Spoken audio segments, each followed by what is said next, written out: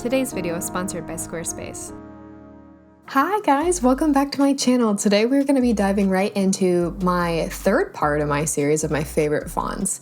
And I don't know if this is technically, like, at this point I am on like 75 fonts in, so I don't know if they can all be considered my absolute favorite fonts, but they are fonts that I have been really liking recently and I've been using a lot in my work, so that's kind of how this series has continued on. If you're new to my channel and this is your first time watching me, you can go head over and check out my favorite fonts part 1 and part 2 if you want some other goodies of some really cool fonts that I found over my years. And the majority of these fonts are going to be through Adobe Fonts because that is the program that I primarily use. And if you have any sort of subscription, all of these fonts are automatically included in your regular Adobe subscription. So that's where pretty much I get all of these. These are fully licensed for commercial and personal use. So that's mostly why I use them, because it is the most versatile platform that I found and most cost effective for how much you pay for the Adobe suite. So I guess we're gonna dive right into this. So I've broken this down into a few different categories. I'm changing it a little bit from my past 2 videos to kind of like update it to how I see a little bit more fit. So we are going to be doing a category on serifs, sans serif scripts, decorative fonts, and then instead of doing slab serifs, which is a category I even included in my past 2 videos, I'm going to use this space to include typefaces designed by Black designers. So this is really important to me as a designer, and I think anyone in design should care a lot about the political side of design. And Black designers only make up about 5% of all of the designers, according to the AIGA poll that they did a couple years ago. So it is really important to try to find these resources and these typefaces by these designers because they are really important. They're an integral part of our industry and our art. So it's important that we use their typefaces, follow them, support them wherever we may find them. So I'm really excited to share some of these because some of them are truly like incredible typefaces and I can't wait to share them with you guys. Today I am drinking a Health Aid kombucha in the flavor Pink Lady Apple.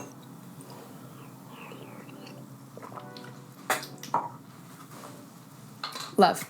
Okay, cool. So starting off with our first category, serifs. So the definition of a serif is a set of typefaces that have either an extended stroke or a mark on the end of their letters. So that's the little kind of like feet and legs, hands. That's how I've always remembered it. And this is traditionally coming from, what is it called? Serifs are derived from woodblock cutting and early like movable type. So pretty cool. I'll dive into like a full history of typography in a future video that I'm planning. So that's very exciting. But yeah, serifs are just a family of fonts that have a small line or a stroke attached to the end of a larger stroke or an arm or a leg, that type of stuff. So the first serif that we're going to be talking about is Monarca by Isaac Correa Rodriguez from Isaco Type. Monarca is a beautiful, simple serif and it looks fantastic with the italic version. I think it's so clean and so simple. I just don't see italic versions like this quite often. The Monarca book italic is probably my favorite and I use it all the time in just little projects. I think it looks great for like short little words that you have to just add in somewhere to kind of add some movement. The next one is Park Lane by Alan Meeks. This is another one that is a beautiful, simple, and sophisticated serif that is pretty much, I think it's only an italic version. Is that true? Yeah, so the ones that are on Adobe Fonts are only italics, and I think these are just such beautiful lettering. Like the lettering on this is so wonderful. They have some really nice flourishes on the letters, so there's just a lot of movement. It's just like so clean and sophisticated. I adore it. And same thing with Monarca. It's kind of one of those that works really well in like shorter words. I think it was a fantastic logo font, if you will categorize it as that. Okay, so this next one is Escapade by Alyssa Nowak from Type Together. This is a beautiful family of fonts that I think has like some really cool versatility to it. You have like your regular serif, you have an italic, and then you have almost like a black letter, kind of like this semi-gothic feel. And then the italic version of it, it's just a fractor. And I think just the way that the font evolves into that fractor italic is just so wonderful and beautiful. I haven't used it too much, but I'm really looking forward to using the Escapade Fractor Italic in something because I think it's just such a simple font. So,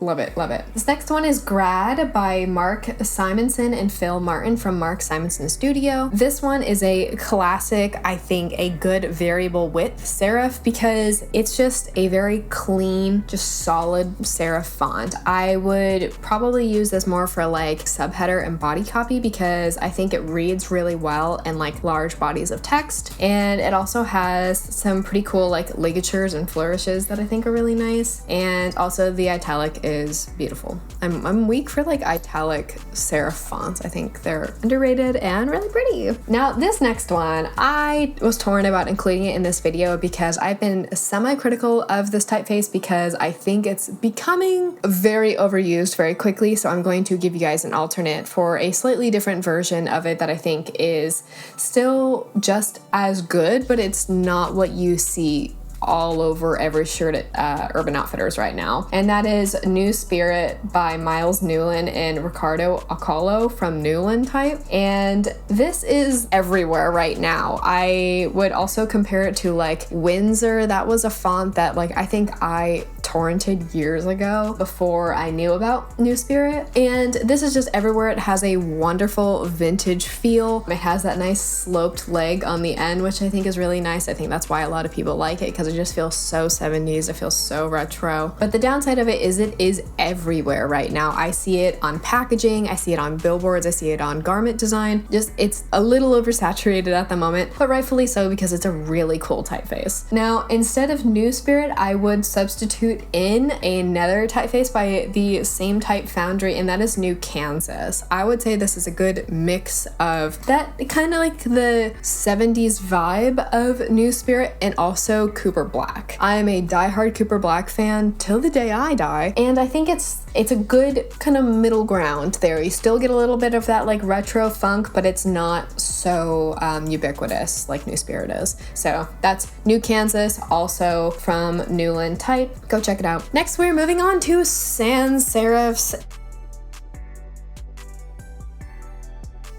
Like we talked about in the beginning, sans serifs are just other typefaces that don't have the little feet, the little ligature marks, the extended strokes on letters. So your most classic sans serif would be something like Helvetica versus a classic serif would be something like Times New Roman. So my first sans serif font is going to be Franklin Gothic, and I really hope I haven't included this in another video because I really like Franklin Gothic URW. And this was brought to us by URW Type Foundry. And I think what makes Franklin Gothic one of like my rolling staples in my type kit, is how versatile it is. It has so many fonts within the family. Like it also pairs really well with itself, which is something that I think is really cool with a lot of sans serifs, is that when you have a lot of varying widths, they can just pair with themselves really easily if you're going for something like a super modern minimal look. My favorite in the Franklin Gothic family is probably the demi bold and demi italic bold. I think that these are just such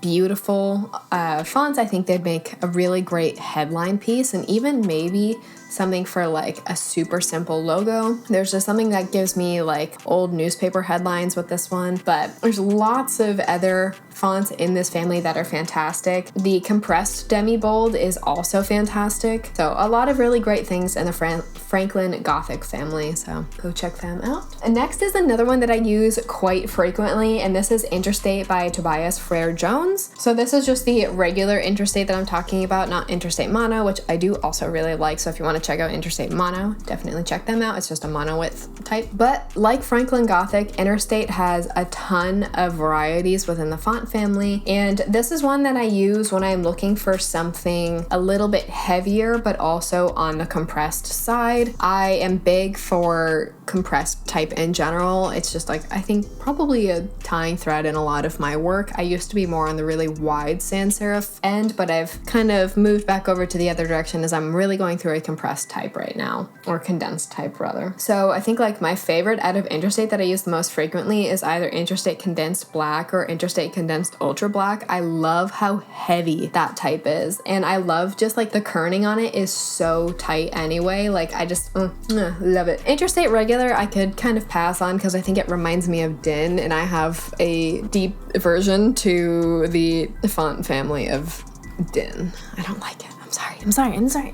I'm just so over Din. I'm so over, like, it gives me tech startup, bro. So yeah, I really like Interstate. I think it's fantastic. I love Interstate Condensed. Great font all around. Great for headlines. So good. This next one is one that I've used in a few of my videos in the past, specifically my Miley Cyrus merch design, and that is Dunbar by CJ Dunn. This is a fantastic sans serif that I think is a good alternate if you're looking for something new from your Futura medium. Futura medium is, it pains me a little bit because I don't like how the letters are proportioned. I think the cool thing about Dunbar is that it's more exaggerated in the heights. So your capitals are really tall, your lowercase is much lower. I think that's really nice, and I think it really hits kind of like that 70s vibe a little bit harder, but I really like a typeface with a low X height. That's just the height of a lowercase letter essentially. So that's Dunbar. Next we have Mono 45 Headline by Fabian Leuenberger. And this is another one that I've used in, I think, my Girl Scout cookie video. I think this is a really cool underrated headline font that looks fantastic at a really large size. If you're looking for something really bold to take up like a page on something, or to take up like space on a t-shirt, on packaging, you want to really just kind of hit it hard, I think Mono 45 is a fantastic font to use. There's not too many variants on Adobe Fonts of this right now. It's just a regular and a more bold version, but I love this one. I use it all the time. I think it's just a solid staple for like a semi-condensed, like a demi-bold font. Oh, and it's all caps. There are no lowercase in this one, but I think that's kind of fun. I like it. All right. I love this next one. This next one is ATF Railroad Gothic by American Type Founders Collection. And this is another one that is an all caps font that I think really jumps out with like really bold headlines. It's another one that gives me old newspaper headlines where they would play with type a lot more than they do now. And I just think it's very like a 60s headline vibe. I think it's a great like condensed bold font, even though it's just a regular medium, bold, heavy, and black. But I think all of them are just really great headline fonts. Again, only in caps, but use it wisely. All right, this next category is script. I have a lot of mixed feeling on script typefaces in general. I think that I personally struggle with finding one that I think fits my aesthetic, since I feel that a lot of scripts can be just very feminine and also kind of a little repetitive. Hot take. And I get bored of them really easily. And so once I find a few that I really like, I just use them like crazy, and I probably overuse them. So I'm gonna tell you guys about some that I use way too much, and then some other cool ones that I found, and some I haven't even used, but I really want to be able to use them because I think they're cool. So starting off strong with Sloop Script by Richard Lipton at Lipton Letter Design. I use Sloop all the time. I think it's a fantastic script. I I think it kind of like walks that line of it could totally be streetwear and it could also be something a little bit more formal, which I think is where I go for a lot of like the type that I enjoy, especially in scripts. So I use that all the time. This next one is Risotto script from Caustic Type Foundry. This is another one that I've used quite a bit, and my favorite thing to do with Risotto is stretch it. I love to just pull it vertically. I don't stretch the width, I pull vertically because I think that you should be able to stretch type. Don't go crazy with it, but you can absolutely stretch type. Just make it look nice. Don't use and abuse it, but stretch away. And I think Risotto is a script typeface that looks really good stretched.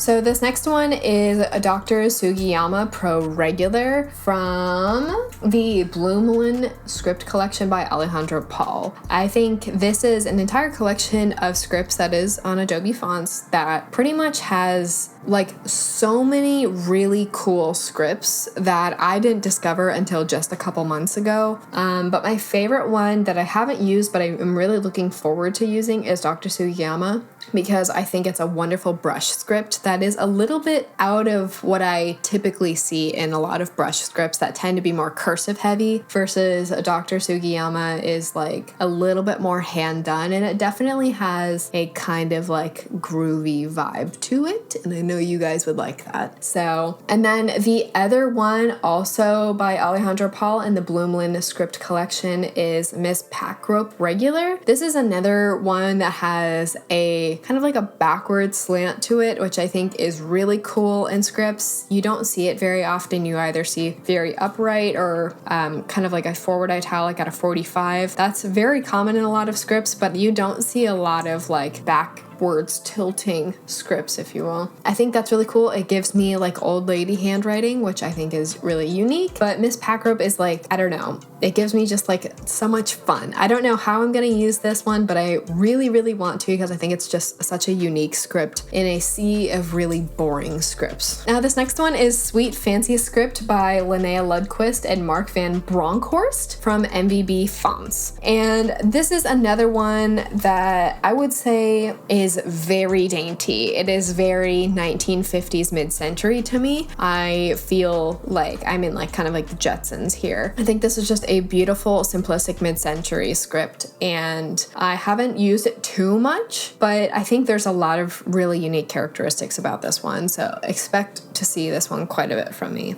in the coming months. All right, now we're moving on to the next category. I lump these in to be considered decorative. All of these could absolutely fall into their own respective categories of what would be a better signifier for them, but I put them under decorative because I don't think that these are fonts that should be used a ton. These are definitely a little bit goes a long way with them, and there's a lot of interesting elements about them that have a lot of character to them, no pun intended, but can be used sparingly and they can do a lot of work for your art. So the first decorative font I have is Sabbath Black by Miles Newlin, and this is kind of a black letter typeface that has a lot of like kind of like vintagey feel to it because it feels very like hand done, and I really like that about the OT regular one specifically. I think it's one that I think would do a lot of really beautiful work as like a contrasting color against white. I think it's a very clean black letter font to me. Okay, this next one I think is fun and underrated. I am starting to see it more, but I have used it in the past with some stuff that I've worked on, and that is Soap by Ray Larrabee from Typodermic. This font is one that some people would probably hate, but I think it's really fun. If you really like Cooper Black and kind of like that bubbly like 70s like rounded serif font, then definitely check out Soap. It is an all caps font. It's all the same X height, and I think it's just like, I don't know, man, really fun. I don't really have much else on it, but it's a fun one. I like it. Okay, now this next one is called Odile by Sibyl Hagman from Contour color type, and there's a lot of cool things about Odile that is worth talking about. So in the Odile family, there are 16 fonts, and it is just on its face, it's just a serif font, but there's a few things of note here. I really like the Odile Deco initials. I think there's a lot of really cool flourishes on some of the characters that I don't see very often as alternates. And then my personal favorite is Odile Upright Italic Regular. I think there's just such it almost has like a pen-like movement for being a serif font, but there's just so much character. It's giving me like Lord of the Rings old-timey vibe. But the main thing about this font family that I really like are the ornaments. The ornaments are filled with some of the coolest flowers that I've seen come in a type family in a long time. I think there's lots of cool flourishes, little squiggles, symbols, whatever you may be looking for. There's probably something like that in the ornaments section specifically. And I like to type all of these out. Once I find one that has a cool flower or something, I'm like, oh, there's probably more in this font that I'll like. I'll type a bunch out in Illustrator and just kind of look around and see, and I'll just pull one and outline and then use that as an element in my design if I want, kind of a type done type of vector, without having to go and find a vector if I actually need something like that or if I can't draw it. But I think ornaments in a lot of typefaces are really underrated because you can use them a lot in your designs, not just in type. Next up, we have P22 Aragon by Ted Staunton from P22 Type Foundry. I have been using Aragon for 2 years, and I am literally obsessed with this font. I think it has so much character to it. I know I've already said that, but there's a lot of really cool things about it. I love that it has a semi-Arabic influence on some of the serifs, and I think it has so much movement. I love the A's so much. I love kind of that curve. The numbers are beautiful, the F's are beautiful, the R's are beautiful. There's just so many cool things about this font. I know this is one that people are gonna really take and run with, but definitely use this one sparingly. But I think it's such a cool font. I absolutely love it. So shout out to my boy Ted. You killed this one. This is definitely on the very top of my list. And for the last one in our decorative category, we have JAF Herb, or if you're British, Herb, by Tim Ahrens from Just Another Foundry, JAF. And Herb is a really fantastic one. It's semi-black letter. It's super heavy. It's giving me old-timey type press feel. I would kind of use it in more metal styling art. So if I'm working on a more classic rock to more heavy metal artist, this is definitely something that I have used in the past. And I think it's really cool. I think it's a lot of fun. So definitely give that one a try. Now this next category, replacing my slab serif category, is going to be my typefaces designed by Black designers. I cannot even begin this category without mentioning Vocal Type. Vocal Type is a type foundry founded by Trey Seals, formerly the founder of Studio Seals, and they are a fantastic type designer that has set out to really focus on the lack of diversity and inclusion in design. And like a lot of us, when we learn about the demographics of graphic design, it's pretty disturbing to find out how overwhelmingly white this industry is. So someone like Trey Seals doing all of this truly beautiful work, highlighting the history of type design and also history of civil rights, specifically in America, and how that has influenced type design. So one of my favorite typefaces by him is Martin, and this is a font that was, let me pull this up. I'll just read what he has so I don't butcher it. So Martin is a nonviolent typeface inspired by the remnants of the Memphis sanitation strike of 1968. Memphis sanitation workers, the majority of them are Black, went out on strike on February 12th, 1968, demanding recognition for their union, better wages, safer working conditions after 2 trash handlers were killed by a malfunctioning garbage truck. As they marched, striking workers carried copies of a poster declaring, quote, "I am a man," a statement that recalled a question abolitionists posed more than 100 years earlier. Am I not a man? man and a brother. Martin Luther King Jr. joined the cause, speaking to a crowd of 6,000 in late March and returning on April 3rd to deliver one of his most famous speeches,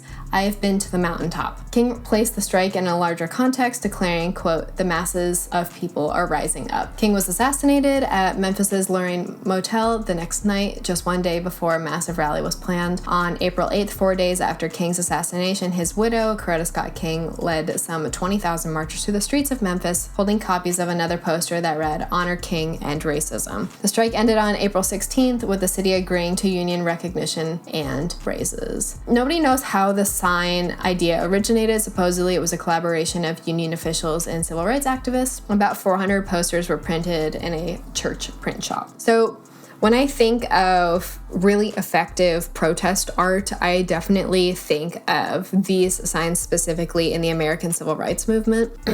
There are not really that many like super detailed, heavily like constructed pieces of protest signs. They are very simple and effective, and I think the type that is used in a lot of these signs is what makes them so effective. So this font, this typeface called Martin, I think really hits home like that beautiful condensed sans serif that you see in a lot of like civil rights era 60s and 70s protest art. So I absolutely love this one so much. I am definitely going to buy it because I've been meaning to do it for a while, and this will actually get me to buy it because I really want it.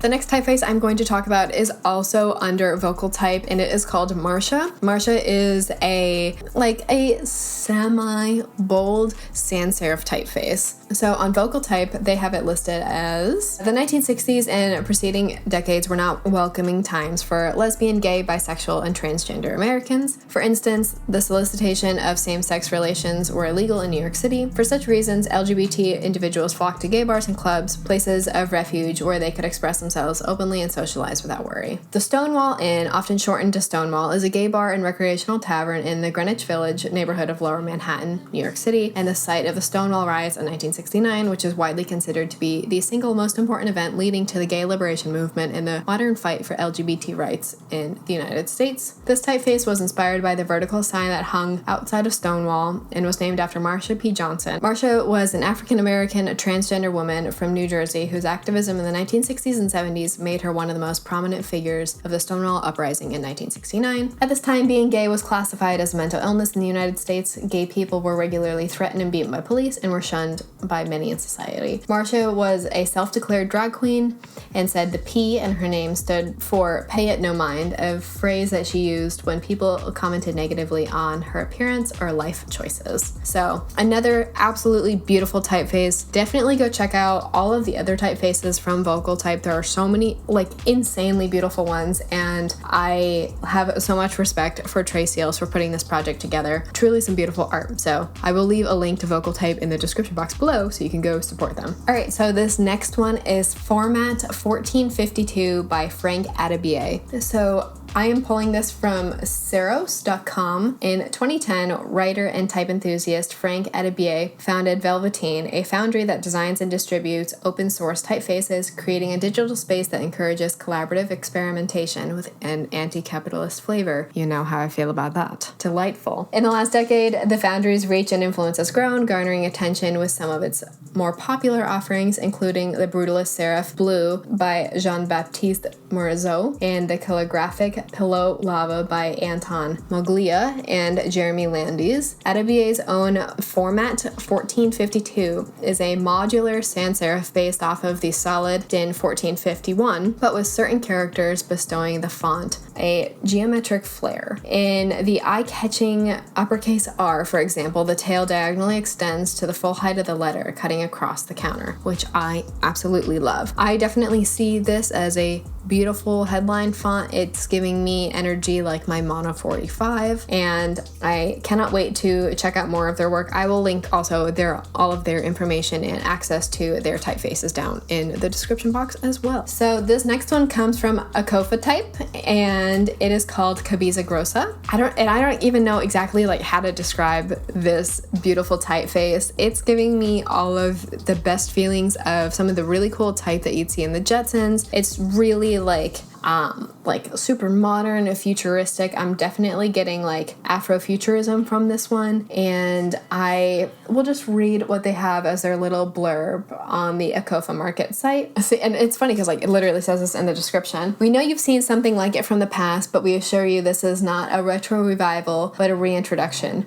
With hints to mid-century modernism and not too subtle references to its pop and mod movements, this typeface has enough cred to really hold its own. However, during our development of Cabeza, Grossa, we also became aware of a certain wanderlust that this typeface can evoke. This unintended design benefit makes Cabeza Grossa as at home on the hand of painted billboards of West Africa as it would be on a jazz cafe logo in Munich, or even the side of a taxi speeding through Sao Paulo. Additionally, with the power of OpenType, you are only one click away from unlocking unique characters of certain glyphs to give you more design versatility for your next project, be it a book cover, wedding invitation, boutique hang tag, or storefront signage. Absolutely incredible. It's definitely a font that I feel like I have seen before, but I can't exactly place my finger on it. I think it's so fun, and I'm definitely going to be buying this one too, because it's really awesome. And it was also designed and made in Atlanta, Georgia, which is really awesome. And it's only $29, which is pretty good for a typeface. I will also link Akofa Market's link to their site and all of their typefaces down in the description box. So this last one was done by a Zimbabwean designer called Osmond Tshuma, and they made this typeface when they were a student at the University of Johannesburg in South Africa. And this typeface was named after a British imperialist and politician, Cecil John Rhodes, and the font was intended to be a critique to kind of early British colonial era, harkening back to the popular typographic styles of the time that you typically see in like advertisements and packaging. The typeface's elegantly exaggerated serifs and hairline strokes are intended to be aesthetically pleasing, calling attention to the troublesome ways in which colonial histories can be excused or ignored. On Osmond's site, they have a ton of really incredible work. I will link their portfolio down in the description, but under their Colonial Bastard Rhodes typeface, they have the Colonial Bastard Rhodes typeface is a post-colonial critique of both Cecil John Rhodes and the impact of colonialism in South Africa. The typeface is based on identifying certain key characteristics of fonts and typography used during the colonial era. Taking the exaggerated serif and vertical stress of the typefaces as a starting point, the Colonial Bastard Rhodes typeface was born, an easily legible postmodern heading font. And they have this entire section on actually developing the typeface and how they pulled all of this influence and the packaging that they referenced. Just absolutely beautiful. I wish I could download it. I can't find a place to download it. I think I would probably have to reach out to them and buy it if they are selling something like that. But the typeface is so beautiful, and it's really cool to actually see it all broken down, like how they've broken it down on their portfolio. And they have a ton of other really cool stuff in their portfolio, so definitely go check it out. And there's this really cool section on Afrofuturism as minimalism, and I absolutely love it. It's some really cool collage work, so go check it out. I think that is all I have for these typefaces right now. Does your website look like this? Or does it make you want to do this? Worry not. Squarespace is here to save the day. Squarespace is a website building platform Cal Lauren has used for years to host their amazing design portfolio along with a host of other fun projects. Whether you're making your own portfolio, a side project, business, whatever it may be, Squarespace has tons of beautiful, fully customizable templates for you to choose from. The drag and drop galleries make uploading multiple images at once super easy, and it automatically formats to everything based on your style guides. It has never been easier to build out your dream website through Squarespace. Have an issue or need some help? No worries. Squarespace has countless blog posts about individual templates and how to use each function, along with award-winning customer service if you need it. Head over to squarespace.com/CalLauren or click the link below to get 10% off your first purchase. Start building your portfolio bit by bit, and be sure to use code CalLauren, that's KELLAUREN, at checkout when you're ready to launch.